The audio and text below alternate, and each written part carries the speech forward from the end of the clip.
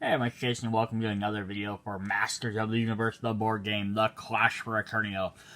In this video, I wanted to just show off the scenarios. I realized during my regular unboxings, I kind of flip through them, but I don't actually just really show them off because I figured, like most games, I figured, it's not really a big part of the thing. Like, I don't like showing off the quests or the missions of the game because I'm like, whatever. You're gonna buy the game for the other components, not necessarily. But I decided to do this for two reasons. One, because this is the main crux of the game, is what your missions are. So maybe we just want to have a better idea of what's in there. And then secondly, because I had someone requesting to see some of the ones from the expansions, which, after what, hey, maybe if you don't own it, you can always recreate them. Just maybe you have to change out some of the characters' scenarios.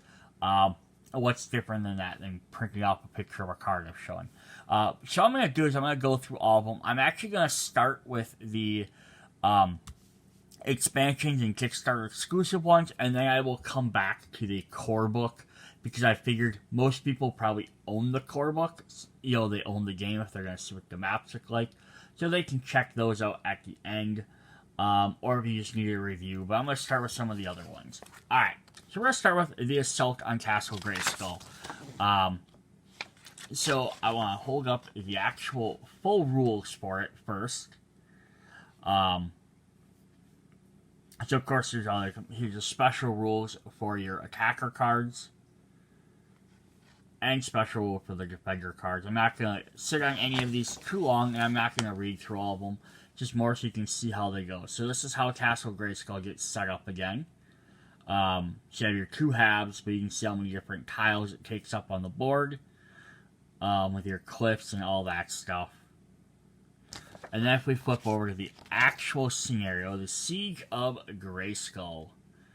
So it's open sides. It also uses an AI scenario, so it has a special condition on there. We have your victory condition, gain 10 points, escalation trigger, special rules. Your counters on the bottom, what you need 4 player, controller, and 6 tokens, plus some AI special rules. I'm going to go zoom up on the map there, so if you want a better look at how to set that up. Alright, so that was Assault on Castle Grayskull. Then, Wrath of Snake Mountain had a couple as well. So we start off with Mind the Gap. Of course, these ones I think all involve Tyrannosaurus. This one's an open side one. Oops, sorry. So there's a special indicator in the middle called the Valley, which is listed in your token sheets. It's all your different rules and stuff there. And then we'll do another quick zoom up. And now if you need to see these a little bit better, go ahead and pause it. So I'll hold in everything for just a moment, so you can pause them a little bit easier. And then we have Pit Bosses. This is a controller of the Snake Men versus or an AI scenario. So your players can be anybody, your controller should be the top one, are supposed to be the Snake Men. But again, if you don't have them, put someone else in. I don't think it's going to make any difference. Even if you have them, pick somebody else. This is what they say for the specific scenario.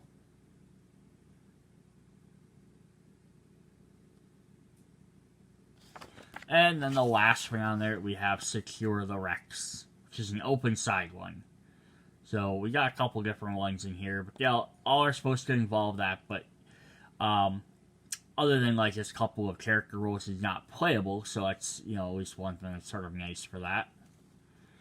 And there's the close-up on the map for that one.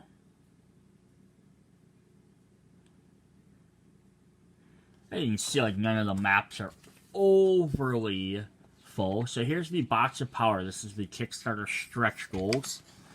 So we got a couple on here. So I'm going to have to do these in 2 different parts just because they're a little bit bigger books. Same with them when I get to the core book, because we want to make sure you guys can read all of them. This is Heroic Warriors, the AI scenario. He-Man everywhere. It just is a note that says in the special rules, controller character must be He-Man, He-Man on Battle Cat, and Battle Axe He-Man. The minions must be the He-Man clones. So there's our map for that, and you have some special token setups on the side, or what token you need, rather.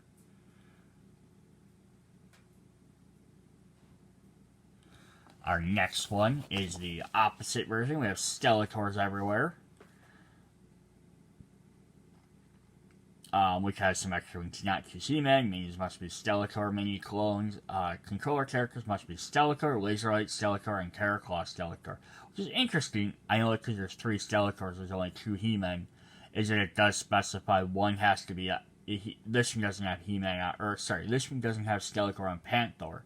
Now, I wonder if trying to make these two a little bit more adjacent or even, you could do 2 of the different things. You could swap the rules out to the other one. Instead of He-Man characters, use Stellator in that one for that mission, and vice versa on this one. Your controller characters could be the same. You could also, instead of He-Man and Battlecat, I would argue you could swap in maybe Hero or either Hero or King Grayskull, because they're both He-Man-esque. But also, like any of the other missions or scenarios, I would say, although it's specified for these for the story plot reason, there's probably no reason why you couldn't put any other ones in here. These ones don't mention, like that one doesn't mention AI, the other one does, and it's probably just based on the difficulty of what you're trying to do, because the first one didn't involve NPC characters. We have Save the Holidays with Evil Warrior AI. There's some special AI rules. And then we have the map there. So usually the AI, that's the difference with all the scenarios, is if they added AI, it's because you're just trying to either collect an objective token, or get victory points, something like that, or KO someone. So they're easy to have the AI figure out. But when they have to actively like try and defend or move around stuff or actively attack something, the AI becomes a little bit wonkier. Now, you could still probably play all these with AI. So here's our next scenario, Coup de Grace. But the thing ends up being is they become less, they're not predictable like a human character would be. So this one starts to involve the mounts, because we had in the Box of Power, of course, we had Battlecat, Panther, and Swiftwing. And then in the Horde pack, we also had Mantisaur. So you're supposed to place these mounts in there. And again, if you for some reason didn't get one of the packs with the mount, you could maybe always just use one of the He-Man or Stellator on their specific mount as the mini on the board. Just don't use that character. Aid from the Lake. There's Skunkor there. So here's that. It's kind of funny. We have a character in the middle of the lake, which you're not allowed to enter. But it's also interesting going through all these to see just all the different stuff you can do with the different number of blocks, or tile sets for like rocks and plants and forests. We have Mount Rivalry. 6 victory points. A lot of these are victory points or KO. Yeah, you only have so many different shapes and so many different numbers of them. But they do a good idea of making the things where you kind of can see where your characters have to move around everything. The only thing they do also tend to do, if you notice, because usually it's players on one side, controllers on the other, or corners, or vice versa. You try and make everything very symmetrical. So I'm wondering, so you're not going to as often see ones where they're, really very unique, different shapes. Battlecat versus Panther. He-Man and Stellator cannot be used. So right there's that one. Now this one again, this I'm just saying it's most of the time they're symmetrical. This one's not. So this actually makes it a little bit more interesting because you have different layouts on each side. So instead of just playing whichever side, you could argue if one side has an advantage over the other. Alright, so that was our Box of Power. Now we're going to jump into the core book, So there are quite a few of these. The other reason to jump into these and show them because some of them were initially supposed to be in the Horde or She-Ra packs, but they just put them in these as well. So we didn't get any specific for those characters. Alright, so let's look at number 1. We have the Rescue. So I like this. So just to go KO a character 3 times or NPC is charactered, and victory the players have claim all 4 tokens or let the NPC escape. So that's kind of nice that they have some of these where the controller has their objective, player has another, as opposed to them just always being the same. There's the map for that one. It's also interesting on getting some of these. Just go look at these where like the controllers start all separated out, where the players all have a spawn point. They start right in the middle, or all like combined together. Mountain Brawl. 5 points for both sides. AI special, remove obstacles. Interesting. So that's probably like the stones and stuff, just because they have, they can't throw them or go around them. But this is kind of neat because it's almost like a dodgeball type match. It's kind of interesting. Yeah, there's some really fun, different scenarios in here I've seen. I haven't read through every single one super thorough, though. We have Artifacts of Power. I think most of the time the escalation triggers are always the same.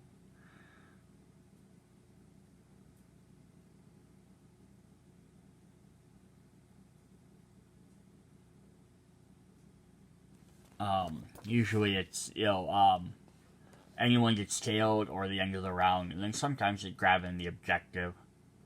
So I think the escalation will go pretty quickly to gain all your new powers. I mean, if it goes up every round, even if that's just it, and there's only 5, that means after 5 rounds everyone will be up to max.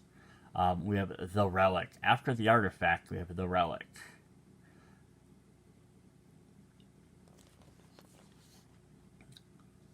So now this one looks very similar to the other one, except there is a special rule in here. I remember reading this one is, the controller, at the start of the game, it says, I'll actually scroll back up to the top here for a second, look at that.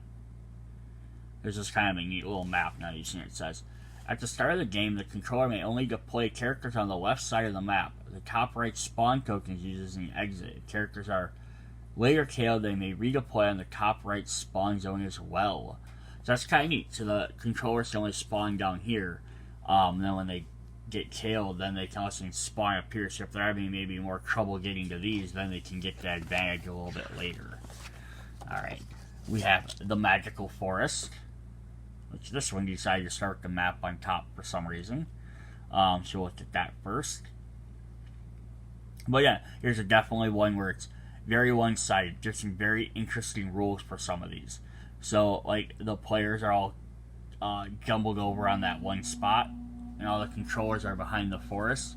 And then if we get down to the rules, it says, special rules, players cannot enter the forests. So you gotta figure out how they can get over there. Player may spend 1 interaction point while adjacent to a forest tile to remove it from the board. Player may spend 1 interaction while adjacent to the scenario token to remove the 4 leftmost forest overlays. So that's kind of interesting because it means you can go up to the top and interact with that one up on the top in the ruins, to then try and move a bunch of the forest, or you have to sit there and spend 1 action to sit there and keep removing it. So it's a little bit different idea there. Different way to play that. We have the Nexus of Power. Escalation trigger. At the start of round 2 and every subsequent round increased by 2. So nothing, else in 2, then 4, then 6, so it gets up pretty quick. A little bit more of a grab the thing in the middle type of idea.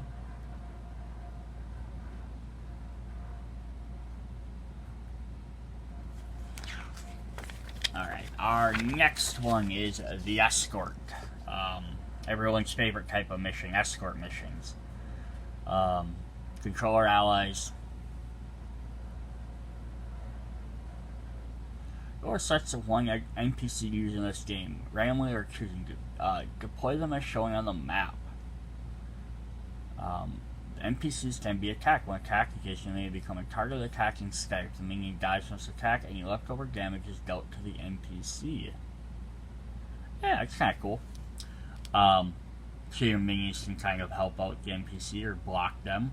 What's also fun there is if you have multiple NPCs. So now that's the thing. They only had the only other NPC outside of the base game was Call from the She-Ra expansion. That would have been fun if they had more NPCs, then you'd have different options for stuff. We have buried secrets, open sides.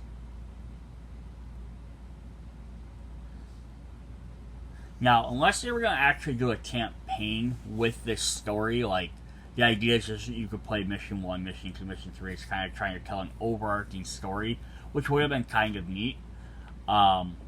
Even if they only had a couple of missions that, like, had, like, some continuing, hey, if you won this, you did this, you won that. I wish they would have just put all these in order of, like, here's all the open side ones. Then here's all the ones where you have to play as a character. And here's all the ones where you can play open side. And then have the AI mixed in wherever. But it's like, this one's open side, then this one's heroic, then this one's AI. And then, like, they just keep bouncing back and forth. We have Chomp, Chomp, Chomp. Or if they would have a difficulty listed on here. Even if they had a difficulty listed for one side versus the other. And they would have put them in that, like, the ones that earlier were easier difficulty, the ones later had a little bit harder difficulty. Then you would have known kind of like, oh, if I want a challenge, I can move towards the end of the book. Here, I don't think it's matter. I think they're just randomly throwing in there. I could be wrong, though. Here's the map for this one. I like to use that lake in the center as kind of like a thing you have to go around. Alright, we have the siege. King Randor has been trapped in the ruin of an overgrowing castle. We must protect him. So there's a different one we haven't seen before. So either you have to go through the little forest patches, or you can sneak through the ruins. Other than I do love about the idea of this game, as long as I'm just trying to fill air by talking, is sometimes the controller is set up to be like the heroic characters. Sometimes the controller is set up to be the evil warriors or whoever, such as that one was heroic. This one's evil warriors. We have the power ? But it's neat because it's not just like, oh well, we made all these characters do this, and then we made all the evil guys playable as well. You know, like they didn't make player characters for all the masters and then make all the evil warriors the controller characters, and then second-handedly decided to I guess we'll make them the other direction. No, they made all of them to be played from both sides as well as from AI as well. So that way you can play anybody as anybody on any side and mix and match, as opposed to making them like a second afterthought. Because sometimes it seems like when they do that in games, they don't the one they make extra doesn't become as good. We have Powerball. Another good example of them doing it correctly was the Ninja Turtle and like Batman games, the miniature games, because they made heroic versions and then they unlocked during the Kickstarter stretch goals so that you could play as the villains. But then the villains all had full playable cards, dice, everything like that, although they did change up how that worked a little bit for the Batman one, so they didn't all have to have separate different dice. But not every single character did it. They didn't do it for every character, both directions, because they wanted to actually take time to make that character playable properly. I would have loved it for every character, but that's kind of why they didn't do it, because they're like, we don't want to just half-ass these guys. We have Power Reservoir. So here's another one. That's the only if you watch my video with the 3D tiles, that's the only downside to the just flat tiles, is a map like this, is you get these where you have this big giant one. This is the big ruin, or it's the lake. So you're never going to have both of them on the same map if you only have the base tiles, because they are the same tile. Or if you bought the 3D terrain, you would actually have access to both, so you could make some extra special different maps. And even just with that, we have the monster in the lake. As even some of the other tiles, there's only so many, the triangle or the 3 linked together, where they're the curved ones or the straight ones. And if you flip one over to rock, the other side your forest, you only have so many of them to use, so you're going to eventually you're not going to be able to use every single one in there. So it's like here they have like all the forest in the middle, which means then they weren't allowed to use this. They weren't allowed to be 100% symmetrical necessarily to use the rocks on the outside. Alright, we only got a couple more. We're almost there. We have Revenge Road.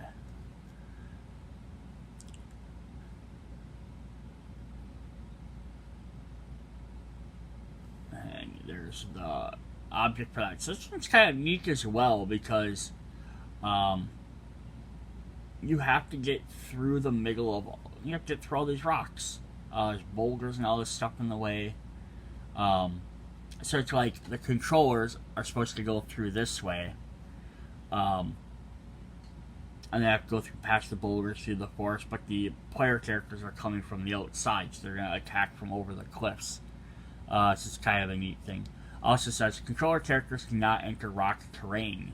So the player characters can come up over the rocks, but the controller characters have to they have to go around. Or alternatively, I guess if they really wanted to, they could probably go around this way. I don't remember if you can go through the plants or not. I think you might, but that's like a long way around that really kind of bottlenecks you. Here we got Abyss Mountain. I love that, where they use some of these empty spaces as extra special tiles. Now that would have been cool if they made couple of single hex tiles. Even if they just make them double-sided. Here we had like the red for Abyss, and then the one Tyrannosaurus we had one, but that's a lot of tiles in that one. But even if they just made a couple of these where they were just colored, so you could be like, oh, these are special zones that you have to enter or you can activate in there, just as a reminder. That would have been kind of neat as well. That could be, not that would ruin my base game tiles, just because I have the 3D terrain if I was ever going to use them. But I could definitely see making something extra like that.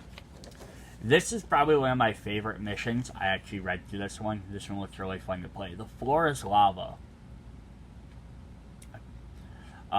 So how this basically works is the floor is lava. You can't touch the ground. So your characters have to perform a special action to hop from platform to platform. And if they ever get knocked off, there's a lot of push mechanics in there. So it's exactly. The character performs a jump instead of a move action to move to another piece of terrain. For each range or skull, they may place them out that many spaces away from where they started. They may spend one to change the face of any guy. Characters ever not on terrain, they are KO'd. So as soon as you fall in the lava, you get KO'd. So it's kind of fun. Or getting to the other fun one here I love is Dungeon Escape. And these both show just some interesting ways to play as the field. So you had one where you couldn't step on the terrain. You had another one where you have to stay on the terrain. And then you have Dungeon Escape, where you have to you have to stay on the terrain, but you also have to move quick, because it says they slowly start to disappear.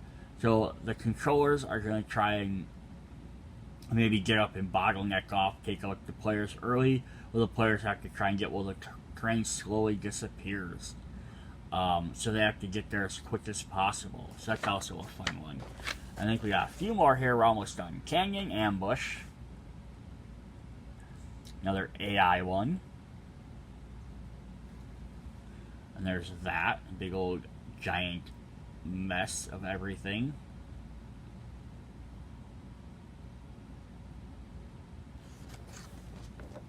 Explore the dungeon. Now, I am kind of surprised they didn't make like a, add something on here for like a build your own game thing. That'd be kind of a neat, fun little just app type thing where it's like, hey, here's the map, here's different tiles you can place down, so you generate your own maps. That'd be kind of cool. Note that they have the plant tokens and boulders. I just noticed this now. They show them on there as terrain and not as one of the tokens. I would have put them over on the token picture over here on the side. It's just a reminder. Alright, so that's what we have. Here's just a reminder of the play summary. Alright, so I hope that definitely kind of, sums up some people. They see this, they're like, hey, those are some really fun modes, or that's how that works. That's really cool. Let's see you guys later. Bye.